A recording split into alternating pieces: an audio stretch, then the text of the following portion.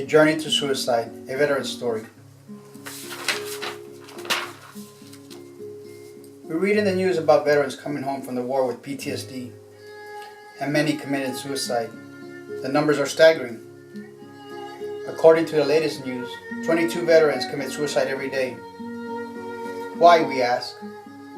Why does a person that served his country in a war and fought bravely come home and surrender to suicide? Was not the fiercest battle already won? Was not the most stressful and demanding times of one's soul spent on a battlefield? Every day, a veteran commits suicide. There is help according to politics and organizations. All the veteran has to do is call a 1-800-000 number, then press 1 or is it 2, then wait and press 4 or is it 5. If you order a pizza, you get a real person. If you want your cable fixed, you call and a real person answers. If you want to commit suicide or at least ask for help, you have to call another number and try to remember which other numbers to press in sequence. A person has come to the lowest levels of their lives and calls and only hears a recording. This person does not have it in them to remember a longer number and sequence of buttons to press. Welcome to the Veterans Clinic and Veterans Hospital Answering Service. On a battlefield, a soldier knows someone has his back. He knows that if things get rough, those around him will be there. No matter how bad it gets, his buddies will be there. The battles are intense, the losses are great, but still the buddies are there. One may get shot, lose an arm, an eye, but it's not so bad as long as he feels his buddies are there and he's not alone. Then one day, a wounded warrior or a veteran wakes up in pain, and no one is there. So he calls and tries to remember what number to push for his team. He pushes another number, but there's no answer as the phone rings and rings and rings. His frustration is almost as painful as his injury, but no one is there. No one returns the call.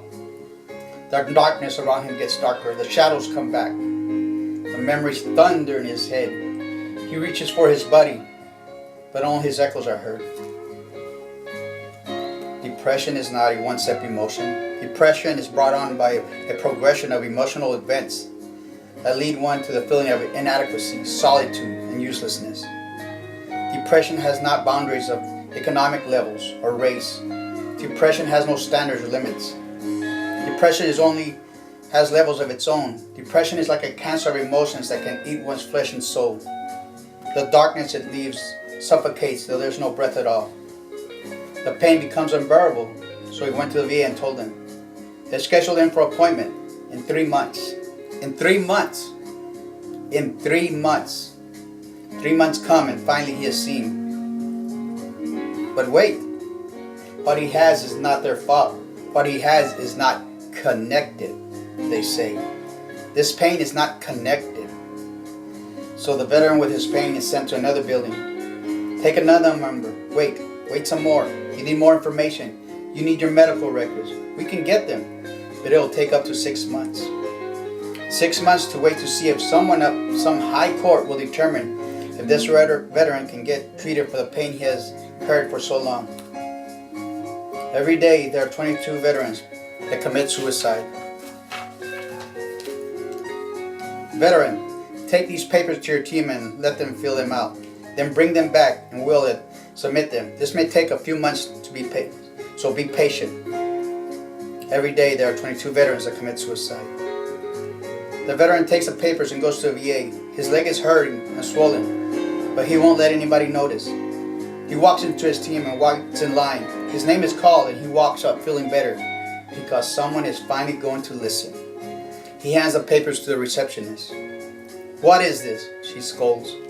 He explains he was given those for his doctor on his team to fill out for disability and to determine the connection so he can get seen. "I have never seen these, and our doctor does not have time for these papers. Take them to the disability office." Every day there are 22 veterans that commit suicide. There's a number machine at the office for the disability claims. The veteran pulls a tab and goes to sit down. There are no seats, so he stands and waits. Leaning on a stick, he waits and waits with his papers in his hand. Finally, after an hour, his number is called. He hands a paper to a lady and tells her that his team said they don't do this and to bring them here. The lady writes down her name and phone number and tells the veteran to go back to his team and give them back the papers. It is their job. Every day there are 22 veterans that commit suicide. Suicide is painless. It brings on so many changes. The veteran takes the papers back to his team and hands them to another receptionist. He tells them what the disability office said. This time they take the papers and tell him they will call him when they are ready. It may take a couple of weeks. The veteran goes home still in pain, but hopeful that someone will listen. The pain becomes unbearable and he goes to a walk-in clinic because he knows the VA will not see him immediately. An ambulance arrives and takes him to the ER at a local hospital. He will be staying there a few days. Every day there are 22 veterans that commit suicide. A week passes by and a few days, and then there's a message on his phone. The VA says the papers are ready. The papers the doc filled that he left to fill out are ready for pickup. The veteran smiles through the pain and heads to the VA office in the morning. He arrives at the office of his team and waits to be called, and then waits. Then he is called and approaches the desk. He states his name and last four. He tells them he is there to pick up the papers. They don't have them anymore. They are not sure why they don't, but they do not have them. And they said the doctor did not fill them out because it is not his job.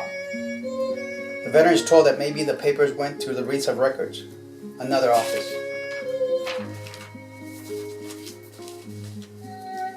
The veteran leans on his walking stick and proceeds outside. He stands trembling and looks towards his car. Then he looks towards the main building.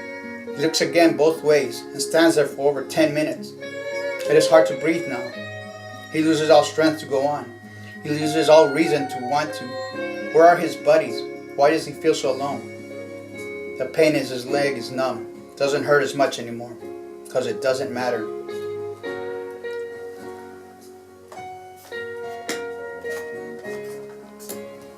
I stood there for over 10 minutes not knowing what to do.